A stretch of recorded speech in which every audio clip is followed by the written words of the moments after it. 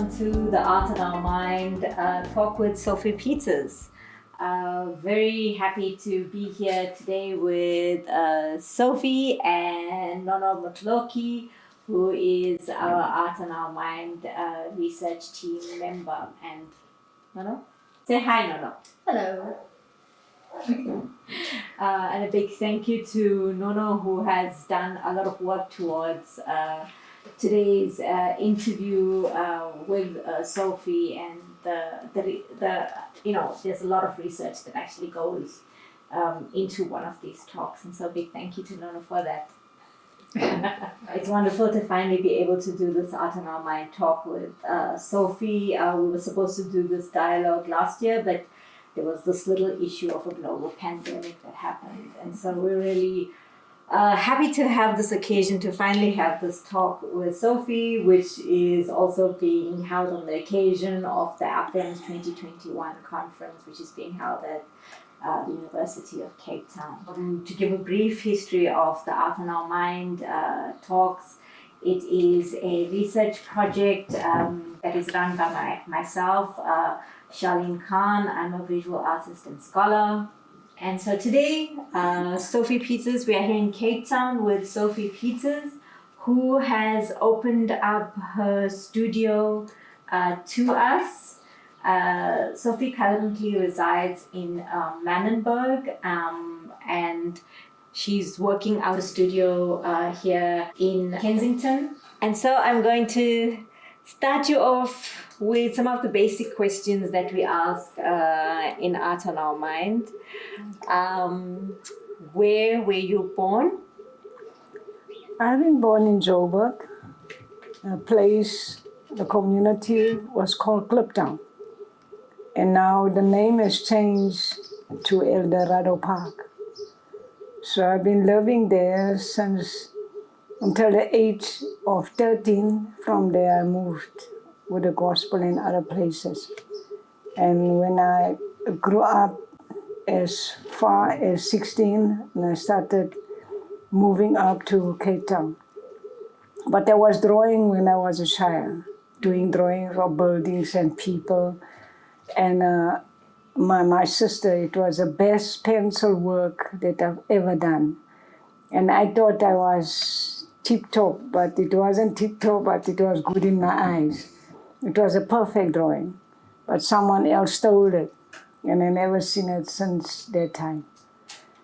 And I came up to Cape Town, and I felt that I wanted to know where's the art schools in Cape Town, because they said it's flooded with artists. I made my way to Woodstock, and they told me there's an old church. They call it Community Arts Project. And I went there, and people were standing in the line, young people, and they didn't want artists that's coming to learn from the ground. They needed artists that got the art in their hands. So I was in, because I knew I got it. And when they gave me the paper and they locked me up in a room and with charcoal, and I said, I can't draw with the charcoal. I use a pencil. I said, no, this is not going to work for us. Here's a charcoal, here's a paper, and here's a sculpture. Draw the sculpture, and they locked the door and they went out. Because why they so aggressive with what they said? Because the line was too long. So I went in the room. I didn't know about warm up. I was a bit shaky because I didn't know, well, I'm going to get this thing right. But suddenly, in my inner human person, something warmed up. I don't know what, but I caught the black and the whites all together. And when I was finished, I knocked by the door and they opened up, they looked, they said, I think you made it. And they said I must follow. Then we get to the office. Amazing, they gave me forms. And I knew that I was in. For 3 years, and I signed the forms, and they said, we want to see you Monday, and I was there. So what year were you born? Am I allowed to ask? Yeah. 1968. Yeah. But And yeah. what happened there, school papers. Mm-hmm. I was like, were lost. Nobody knew where it was. To go to school, they have to like plea and pay the principal to get. In the time of apartheid, it was very bad. And so they got me in. But my niece and me were the same age. So I have to locate and find out, is this the right age that I am, because all papers are gone. And my mother's, and they were always like drinking. And so what happened, I didn't even change the ID, I didn't worry about it. So that's why I'm sitting with two ages. What's the two ages? All right, 1960 was on the ID. Okay. Right, and the other one now is 1968. Right, 1968 is the right one. You see? Okay. Yeah, so. What school did you go to when you Cliptown High, there was no art. Nothing. Nothing. Uh-uh. So what kind Not in of, Joburg. when you were little, what kind of creativity or art did you come to? How did you find your creative spirit when you were small? At school. Yeah? Because I studied science from childhood, drawing the teeth of cats and nails and everything that was in there, like houses, whatever. But that was like, it was so good for my eye. Even cabbages, spinach, you have to draw it. And I draw it so fine and so good until I feel just like this is standing out, right? Now to fill it in with color, I always use like watercolor. And I just make it, it's like you can smell it. That's how I worked. But I was never in an art school. That was another thing. So I can say I was born with it. But it needed technically to come stronger. That's why when I grew up, I had to go to art school. Wood carving, I wasn't taught because I started with a razor blade on a tomato box. I wrote words. You can't rub love in, you can't rub love off, you can't borrow love, you can't sell love, you can't buy love. I just wrote it and I cut it out with the razor blade. And I took the tomato box, I colored in with crayon pencil and make a rose and nice leaves, whatever.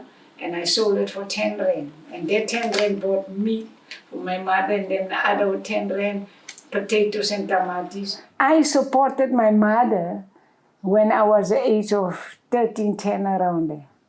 You know, in a lot of your works, you reference your mother. Whether it is in this work here where it is, we see your mother on the bed, a hospital bed, deals with the death of your mother and the circumstances around that. Can you tell us a bit about your mom and what are the circumstances that led to you referencing? And because it's quite a life event that impacted you. Okay, you see, Cliptown was a place of jolly. Indians lived there, Chinas, colored, Xhosa, Venda, all nations used to live in Cliptown. I still think there's a variety of people living there. But if a woman wants something, she made a way to take it. And she couldn't get my father because my father is an Indian and, they got that smart, soft hair and he's strong and he works. And that happened. From my mother, they drank together in the shebeen where Linda was staying. So Linda used to sell Maiza. It's homemade beer. So what she said that day, it's like this baby Klimpton, the small one. They used to sell that for 5 cents. Right? It's way big. 5 cents. And she said, but I'm giving you this is yours. But don't don't go to the tent and take for yourself. But I felt something in me, there was something wrong. And then there was your mom's friend? My mom's best friend. I tried to listen what's inside, but it kicked me because I can't say what it really is, but it was danger. And how old were you? I was like 6 years old. 6 years. Yeah.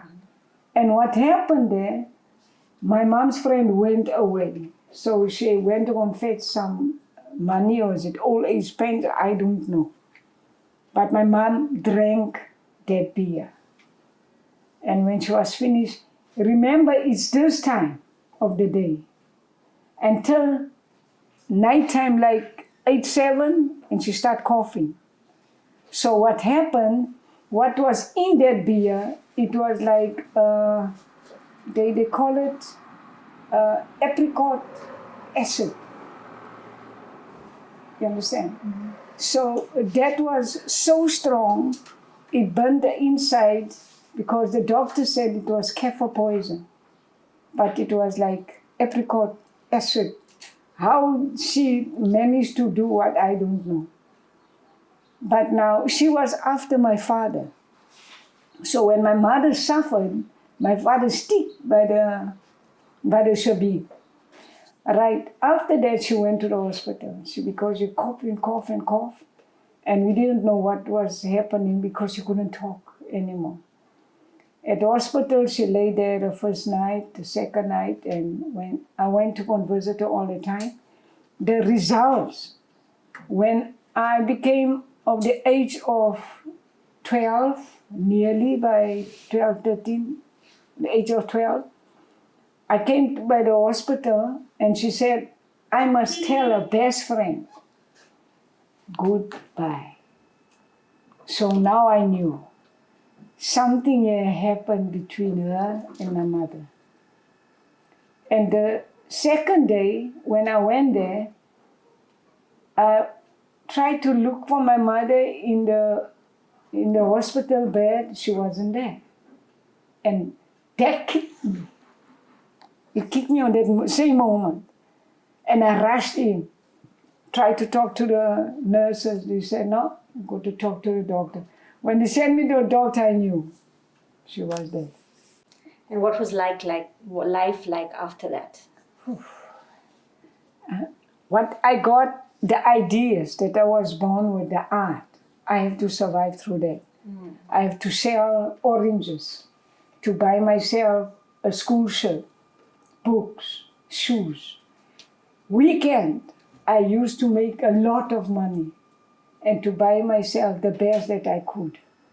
And that is the way I survived. But my father couldn't give me money for a shirt or a shoe or socks. He was always busy, or he wasn't at home and he was just gone. He come back at night and he's drunk. There's always broken promises. Now will and I will, tomorrow, and I don't worry, next week I haven't got money. You understand? So I didn't want to go to school with torn shoes, open shoes. Because the first shoes I have to tie it down with wire. And it's winter, it's June month, and it's ice cold between the grass to get to Shawela by the school. And when I get to school, the hands are so dry of the cold and so hard. You late, and now you have to do like this. They must hit you with a ruler because you're late. That's like, you feel like dying because the pain is already there of the cold and you bashing me. When I felt you can kill someone because the pain is too heavy. But it's deeper than that. So yeah, and I studied on my own way. My sister wasn't supportive, nobody, I had to push myself. Sounds like a very difficult and painful way to grow up, Sophie. This is one of those works. I mean, what is this work called? This is a past in the past, the future from the past, something like that. You just see. times Times from the my past. Thank you. Yes, Yeah. Everything that's what I told you, in here. it's yeah, but this is in detail. You know, when I was a child, I used to fight. Yes. Come back to my old lady and tell her, it's like I just pay someone else, but I'm feeling bad, I'm feeling hurt. And she said, it's okay, but you got to go back and I'm going to fight for you. I'm not going to fight someone else for your part. So This is your street life. this is Lino. This is Lino work. This is Lino. Because a lot of people are under the impression that you were not formally trained. But as you mentioned, you went to CAP to Yeah, community. I went to CAP. There is where I started with Lino. Okay. Because I didn't know how to work with Lino. And then you later went on to teach at CAP Yes, as I did. well. What was that experience like? The experience, just like it was very good. Because after the 3 years, 85, 86, 87. Yes. After 87, they gave us training to go out to go and teach, like Langa, Guguletu, and all this kind of centers. But at the art school, Saturdays, we used to teach children that come from Guguletu and Langa and other places. I was fast. I was like getting all images and come from home, like the next day. What I seen in a taxi, I put it down. There's no time for color now, I'm cutting. Because the reason why I was alone, I got no family in Cape Town, I need to support myself, I need money to eat, to drink, to get taxis somewhere. Without money, I can't do, I have to sell. Yes. And that selling became. And there's a lot of money that came in. And afterwards, it was overseas that came in. Other people from overseas, and they saw our work, and they made exhibitions in Mississippi.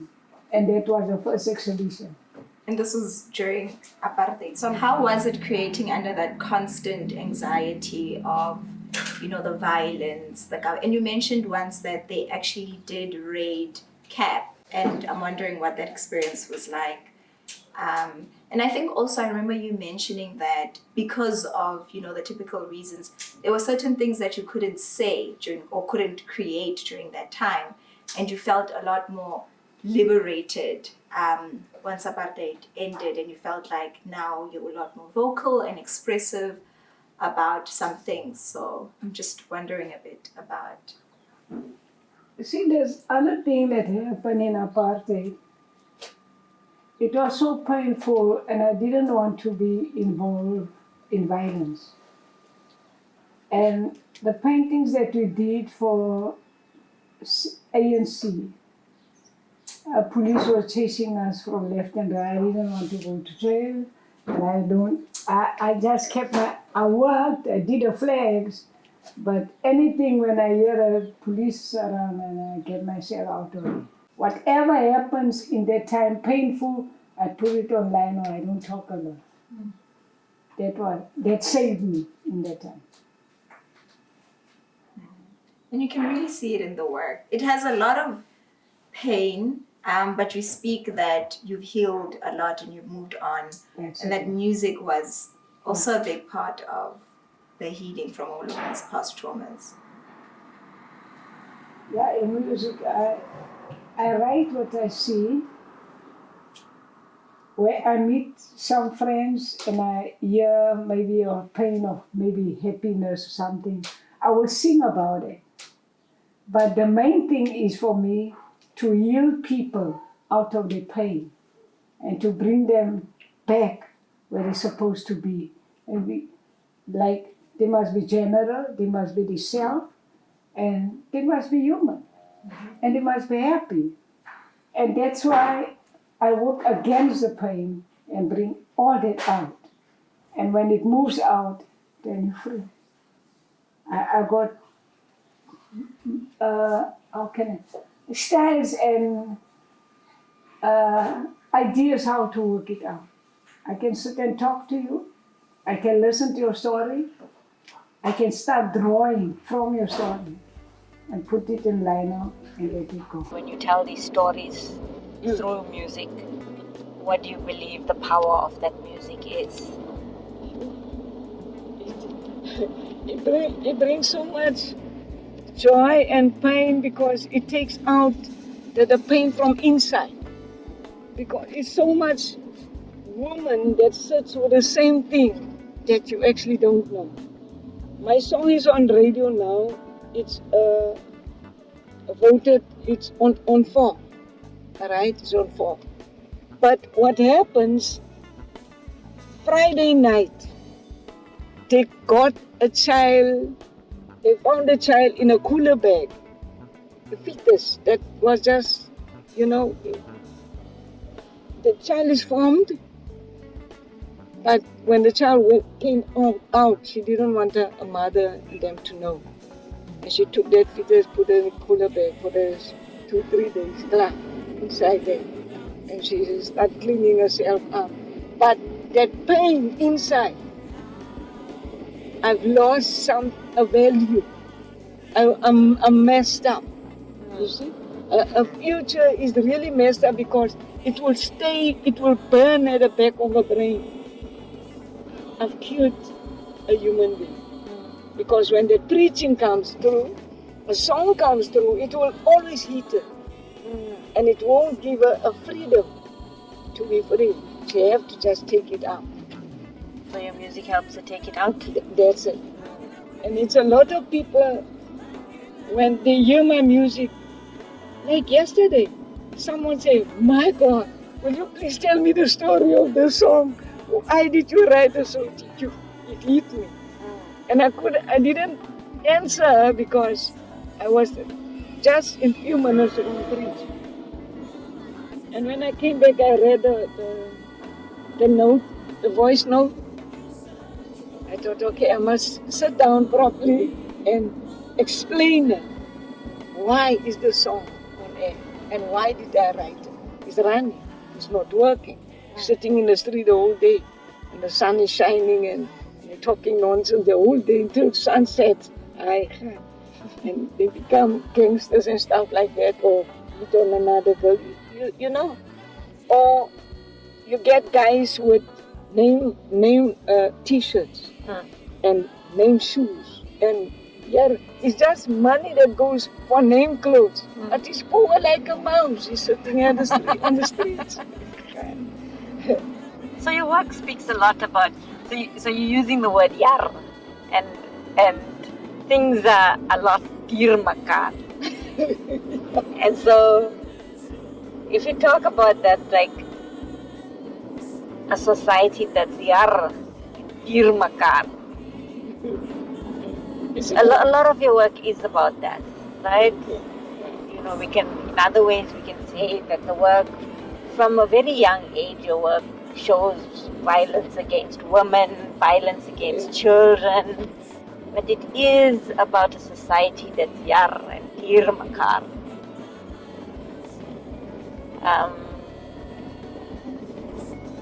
How do you continue to represent all that violence,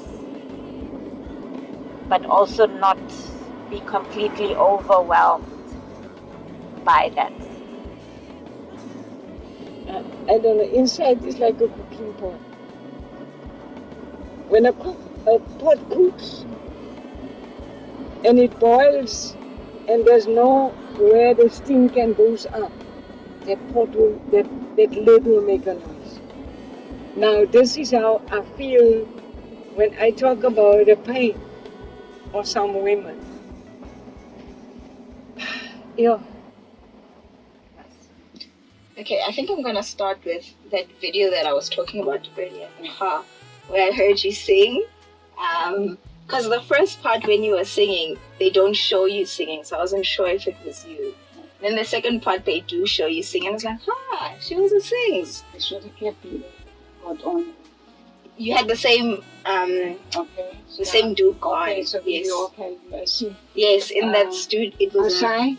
Yes, on a side. Now Yes. So this performance, where was this? This was just Menenberg, not far. I asked some other band to help me. just to practice the song, and when the concert comes, then they can play it. So it was a tabernacle church, just remember. So on that night, it was a lot of women, a lot of men, but it was a lot of cry too, right?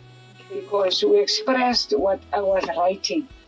That was a time when the dream of writing the pain of people, like a journalist, you locating some stuff that hits you, and that is what I brought up.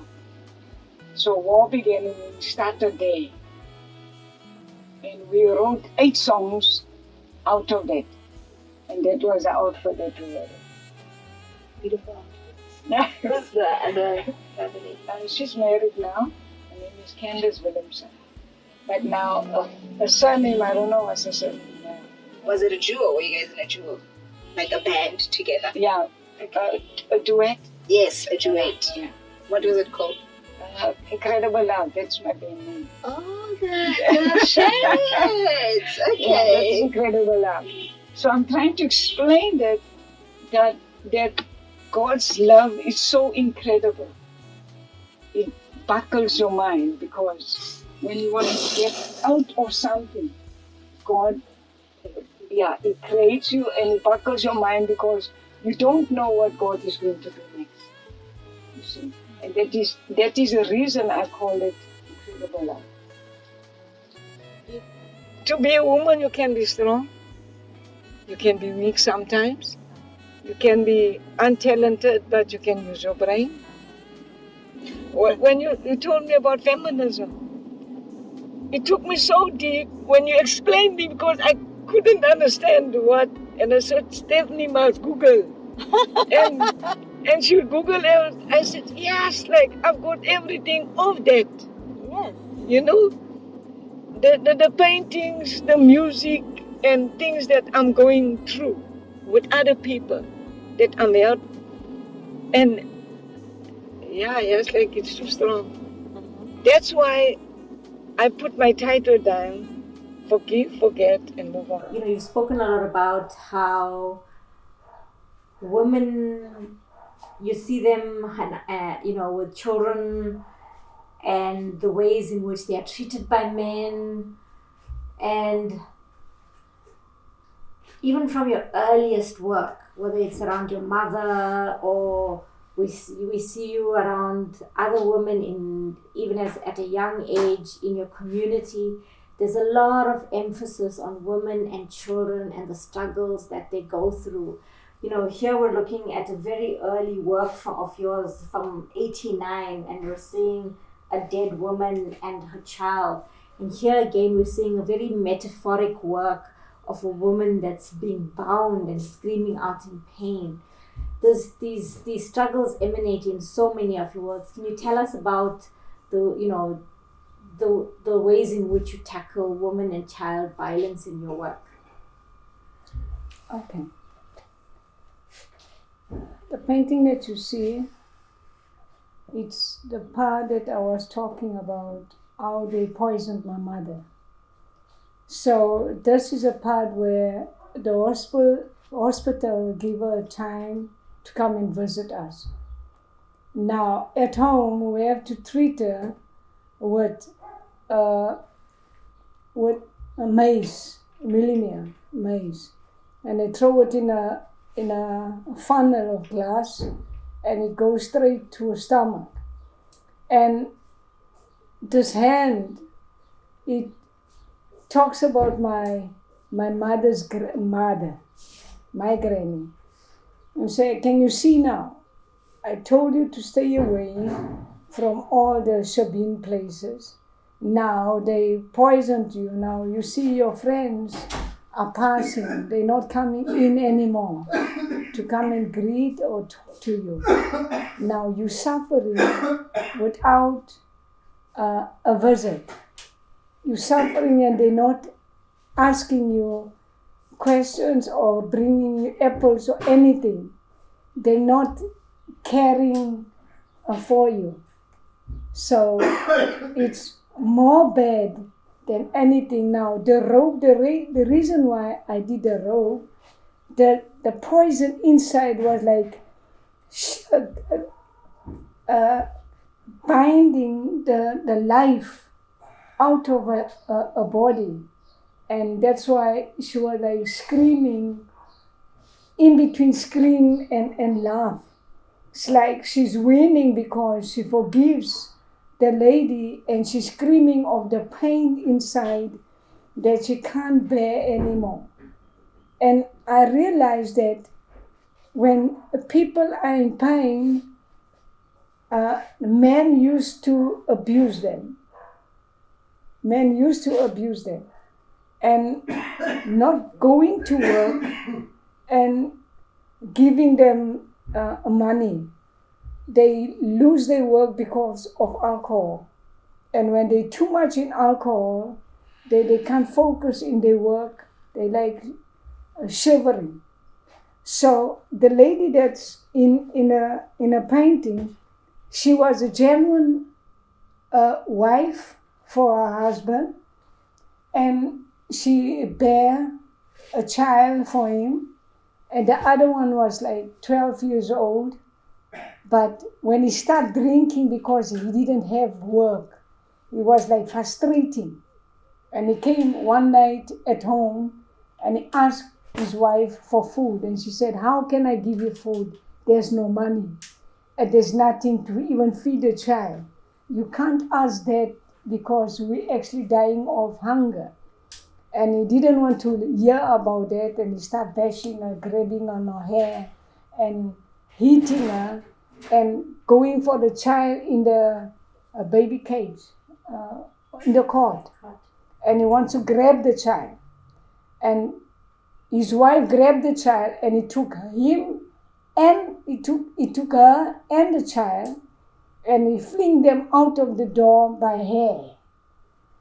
And he hit her so hard, and she landed out of the stoop, and the child fell out of her hand. And that's the reason the child is laying on the floor full of blood, and she couldn't focus because she was unconscious. The next day, she was dead. But on the doorknob, where you can see there's some blood, he cut his 12 years young boy's hand off because the child didn't want to leave the door. He wanted to talk to his father, but the father was so violent, he cut the hand off. But what left, it was the skin and the hand inside the door, and the son ran away and asked for help. It's where other people helped him. The next day when he woke up, there's a window where you can see a small face. And the small face were looking the next day, looking for his wife and wondering what was taking place. But the liquor that he was drinking made him mad, making some demonizing, and that's why he killed his wife, and he didn't know. The next day, he was so sorry for what he'd done. But he couldn't get his son again because his son ran into the community and they saved him there. After 12 years, when he was in jail, and he came out and he was repented, and he said, "I will never ever use liquor anymore because liquor made me destroy my family." But the print medium also allows you to make multiples, and you started extending that now into cushions as well. Yeah. But you've been a lot more entrepreneurial than that. And what we're seeing here now is some of the range of your entrepreneurial spirit, because you make purses, you make pouches or bags for Bible, for books. You make these wonderfully stylish armbands, which we are advertising here, and we see here to make us look extra gorgeous. But I want to also highlight some of the super practical ways in which you help us as women in our lives as well. And so I want you to sort of demonstrate for us the use of what seems to be these very decorative, cute little sticks. But I want you to to tell us what they're about, this set of sticks and this set of sticks, what they're called and what their functions are. Okay. I will start with the sponging. When people looks at it, when I take this out, they will think it's for a phone. But it's not for a phone, it's for carry the sticks. And this, you carrying it, you put it over your neck, and you go to the shop and you don't need to look for it and because it's just here. And you take it out and you use it, put it over there. And because when the bag is too heavy with like fish tins and milli-meal or anything, it's heavy, it cuts your hand. But now it's easy done. And you can just carry it and you can walk with it out. So everything, when you finish at home, you take it out, you put it there and you hang it on the wall. And you know that you can go shopping when you take it from the wall. So this is how it is. And they come in all sorts of sizes, shapes and sizes, simplicity for those people who are super minimalists as well. And your brand is called Sacht. What does Sacht stand for? It's Sophie, Art, Gallery and General Trade. Mm-hmm. That is Sacht. And it's amazing because I remember the days when I did used to take taxis and, carrying home groceries, and literally I would cry, between my home sometimes and the house, just from these packets that cutting into the hand. And, I have to say with all of my degrees, nothing as simple as this ever crossed my mind, but it's just sheer ingenuity and talent. And really, if you say it, God's gift to put this in your head to make something like this, it's really, your ingenuity. But here is another amazing idea that you have. So you need to tell us about this amazing idea as well. Okay, I sat at home and I thought, to go and carry wood. If you look at a painting on the wall, there's an angel around the woman that carries wood. On her head. Yeah. And you get some women that works on the field. They carry wood. Because in the wood, there can be maybe a snake or something like that, and she didn't see it. Mm-hmm. And it can bite her. But now this I came across, I thought, if we go picnic or something like that and we want to go and fetch wood and not carrying it, you can just pack it in here and carry it by hand. Mm-hmm. And you can move around with it. But now I realized that the wood is too thick. I must make it a little bit smaller. That's another idea, to shrink it up. And you can hold it nicely.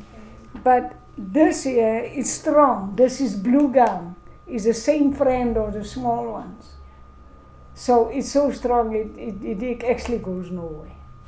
And you can just tie it up and you can just put it like this and pull it up and bring the wood. You tie it up, it won't fall. So that is another idea. And we see that a lot in your conversations of, being saved, healing, and as much as the work does reflect a lot of communal trauma and personal trauma, it also speaks a lot about communal healing and spiritual healing and personal healing as well. And I was just wondering, with everything that's happened in your life and you speaking about how you've healed, what does that feel like? Do you finally feel free? Do you feel lighter? Nice. What does healing feel like? It's exciting, really. I'm free. I'm feeling strong. I'm feeling young, not old. I'm feeling I can make another 50 years. You're feeling hungry because this interview is Yeah, taking long. I'm feeling hungry to work further. I feel hungry to design more. I feel to write more songs and get the music out. And whether you're crying and the taxi goes past and you hear that music, you will forget about crying. You will try to listen to that song. That is what it's in me. I'm like a tree that gives life to other people or other trees or something like that. But I'm a part of a tree that God created. I'm not a destroying tree. No, I give life and I make sure you live with peace. That is within me. I'm not an aggressive person. I love people because I'm a human, full person. Why must I reject and grudge you and hate you? And you're the same like me. So there's no other highway. Well, we've come to almost to the end of our interview. I'm going to ask you one last set of questions now. Quick fast. You have to answer very, very quickly, and you're going to answer in one word. Not quick, not thinking too much. Only one word, Sophie. Yeah? I get nothing to say. Only one word, yeah. But I know you're thinking already. I know, no long stories, nothing, just one word, ne? Alright, so now we're going to ask you the Art on Our Mind questionnaire. Okay, you ready? Gereed? Alright. What makes you happy instantly? When I see people. Yep, that's it. What makes you unhappy instantly? When people are broken. Okay. What's your least favorite color? Purple. Do you have a favorite book or writer? Mafia in an aeroplane. Okay. Who is your favorite artist? Willie Bester. Who is your favorite heroine? Woman hero. It was my mother. Quite. If you could wish any artwork that you could have from any time period and you could have it in your house, Cecil Scottons. which artist, artwork or art movement do you dislike the most? Dislike. Yeah, dislike. I don't think so. Okay. What kind of songs get you going? Jazz. What is your favorite word? Love. What is your least favorite word? Love. No, least favorite. The one that you dislike the most. Hate. What turns you on? Joy. What turns you off?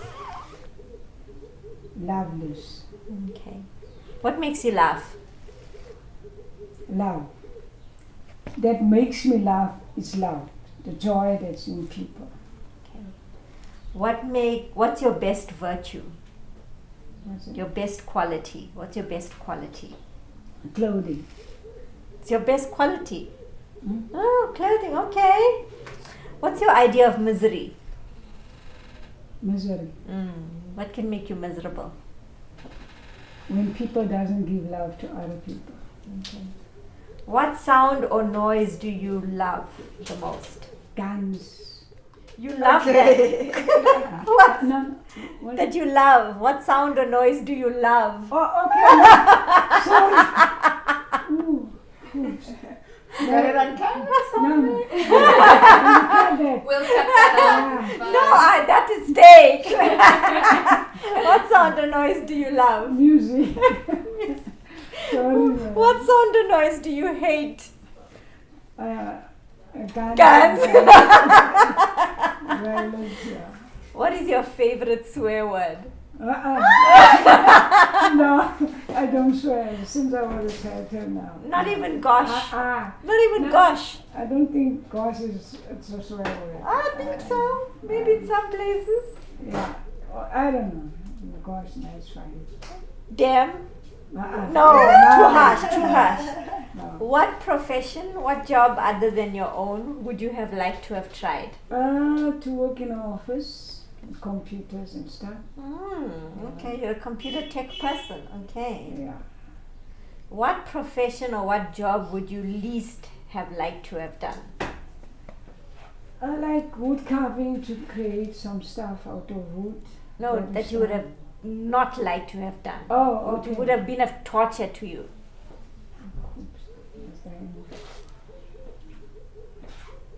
To sit in our streets, yeah, the whole day, yeah, and gossip. Okay. I would never like to do that. It's another job. How would you like to die? Peacefully and loving, yeah. When you die and you go to heaven, what would you like to hear God say when you enter those pearly gates? Enter, my good servant and warrior. That's all. That- Wow. Sophie, on behalf of the It's Art not on Our even Mind, all of that. 50 Rand for all of that. This was a cheap session. She's charging us for everything. For the From tea, using the bathroom, the bathroom, words 50 for rand. interview. Just want the audience You to see, I'm not know. asking questions, it's just talking while we Yeah, we just want everyone to know how Sophie has been charging us. Sophie, on behalf of the Art on Our Mind research team, we want to extend our huge thanks for giving us your time so generously and for just delighting us, and thank you for being a wonderful tree of life for everyone. Thank you. Thank you, Sharlene. Friend forever. Yes. Wow. I think you might want to give Nono a hug. She needs No, a hug too. New friends need hugs too. Oh, Thank you, nice. Sophie. You're my loving sister. Thank you, Sophie. And as always, we want to also extend our thanks to Mia Lowe for her great videography, and to Fuad Asfor as well for the research, for the scanning, for all kinds of invisible labor that he does for the Art on Our Mind research team and the website as well. And thanks to all of you for watching this and for being with us on these journeys. Thank you.